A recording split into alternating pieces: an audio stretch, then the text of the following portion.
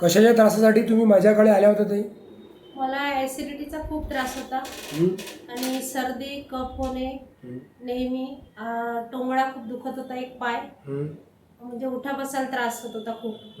तर सगळे त्रास बंद झाले. बरं, हे माझ्याकडे यायच्या अगोदर किती दिवसांपासून किंवा महिन्यांपासून त्रास होते तुम्हाला हे सगळे? हे तर 2 ते 3 वर्ष आधीपासून वाढलेले त्रास होते. बरं, होमिओपॅथिक मेडिसिन सुरू केल्यानंतर किती दिवसांमध्ये किंवा महिन्यांमध्ये तुम्हाला त्रास कमी कमी होत गेले? मला 3 महिन्यातच आराम पडला आणि नंतर 7-8 महिन्यात तर एकदमच कमी झाला. बरं, सगळ्यात जास्त त्रास कशाचा होता तुम्हाला? मला पायाचा खूप आणि सर्दी कफ.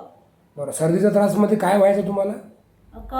खोकला येणे, हां. कफ जास्त होणे आणि उठल्याबरोबर शिंका, बरं. त्या सगळ्या बंद झाल्या. बरं, आता तो 100% क्लिअर आहे. हो, बरं, पायाचा त्रास कसा आहे आता? पायाचाही आराम आहे, चांगलं वाटत आहे. टोटल 100 पैकी किती % बरे आहे तुम्ही?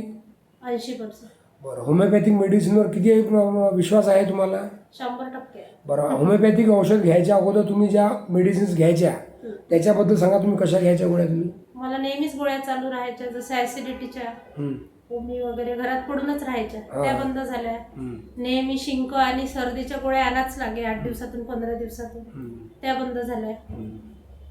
सगळेच त्रास कमी. आता काहीही प्रॉब्लेम जर तुमचा असला तर तुम्ही पहिले होमिओपॅथिक मेडिसिन घेता?